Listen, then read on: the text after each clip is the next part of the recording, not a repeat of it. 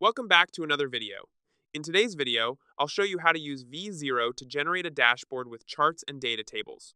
By simply describing your app in plain English or uploading a screenshot or Figma file, V0 generates the front end, back end, and database.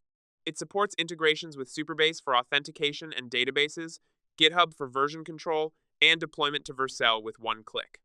The platform includes AI models of different sizes, an enhanced prompt feature, and a live code editor for manual adjustments. Users can select elements to customize, keep version history, and export code. V0 also sets up SQL databases and authentication seamlessly through Supabase, ensuring data persists beyond the browser. Once the app is ready, it can be deployed to the web instantly, making it accessible to anyone. Overall, V0 provides an intuitive, powerful solution for rapidly building and deploying modern web apps, perfect for beginners and developers alike. That's it.